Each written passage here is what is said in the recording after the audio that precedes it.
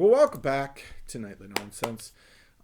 We've been on this little journey here before Easter, and we finally got to the question. We finally got to the question and the importance of the question. Who do you, not corporately, who do you say that I am? And I challenged you, said, you got to be able to answer that question. And then you need to be able to look at that question, and you need to give an answer, and then your life needs to reflect the answer to that question. What we call that the fruit of the Spirit. Yep, I believe that Jesus Christ is my Lord and Savior. Does your life reflect it? Is there anybody who could convict you of what you just stated as fact? Or did you state it more like a question? Did you state it more like an option? Did you state it more as, well, in some moments, Jesus is my Lord and Savior. In other moments, he's just my buddy. He's a friend. He's somebody I know. He's an acquaintance. No, you need to answer the question, and then you need to live your life accordingly. Right? I want to stop there, and I told you before that I think this is the most important question. But I believe, right, that the movement comes when we admit something, when we realize something, that there's a second part to this question. There's a if-then thing going on, right? If you admit that Jesus Christ is the Son of God, if you admit that he is who he says that he was, right? Currently, everything he said that he was in the Bible, he is that today. Hasn't changed yesterday, today, and forever. If you believe that, do you live like that? And one of the ways that you and I are going to live like that is in this statement. I need Jesus. If you admit that Jesus is the Son of Man, if you admit that Jesus is the Son of God, if you admit that Jesus is perfect, that everything he said in the Bible is right, if you admit, right, that Jesus is who he says he is,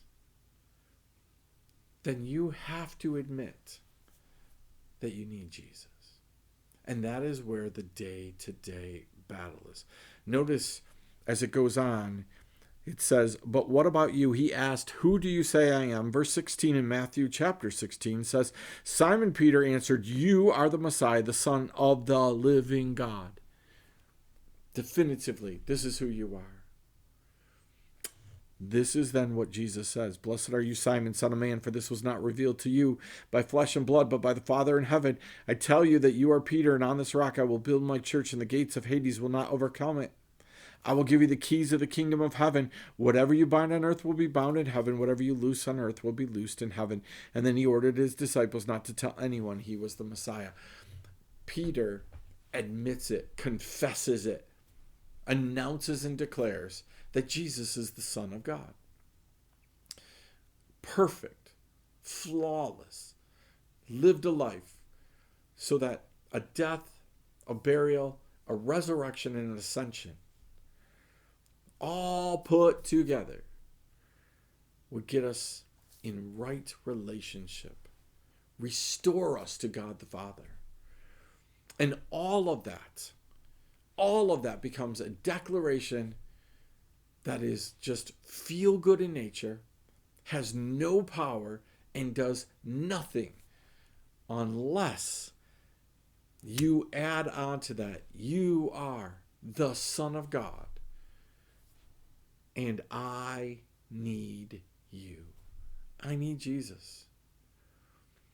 The enemy of your soul tries so hard to get you to think, to feel, to act as if you don't need Jesus. Let me take you back to the beginning when we were talking about growth and talking about how churches and people usurp God's authority, God's place, and they start worrying about their own growth. They want to be like God. For you and I to take full advantage of the Easter story, for us to fully grasp it, fully get the benefits of the Easter story, you and I have to be willing to make a confession. You have to confess that you need Jesus. You have to confess that you can't get to heaven on your own.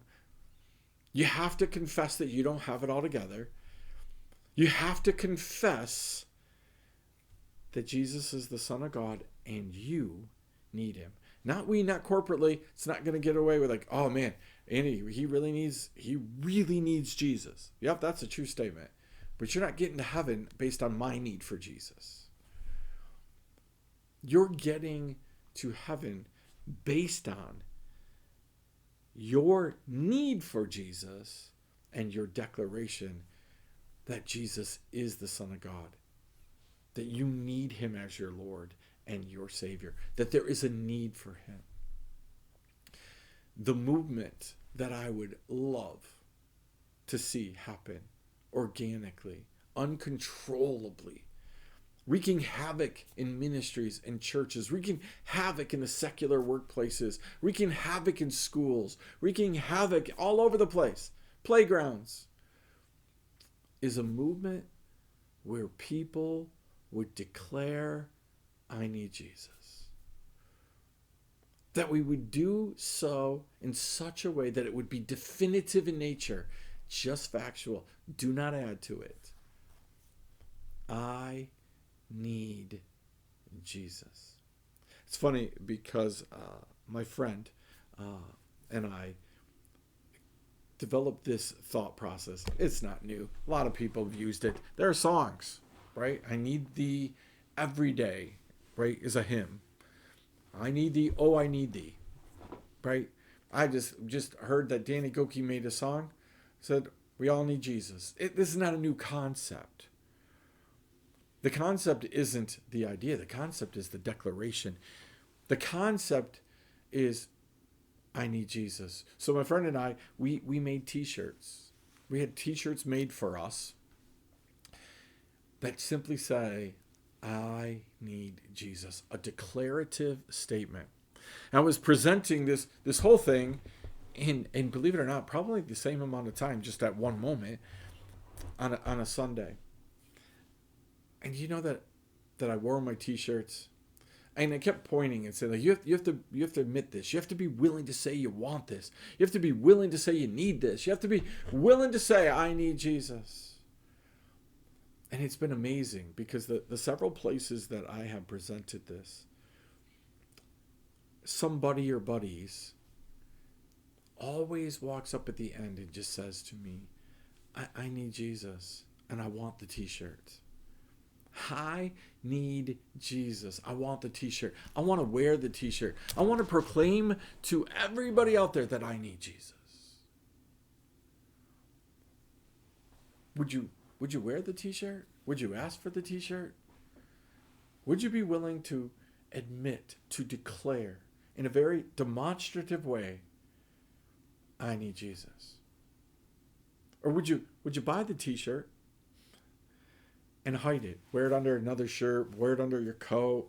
Would you buy it because you wanted to declare that you need Jesus? Or would you buy it because somebody else is doing it? You don't want to be left out. How much of Christianity is done on that basis? I don't want to be left out. It's the corporate thing. Everybody else is doing it. Everybody else is doing it. If you're declaring that you need Jesus because everybody else is doing it, they may all end up in heaven and you may not. So tonight I want you to pray about this movement with me.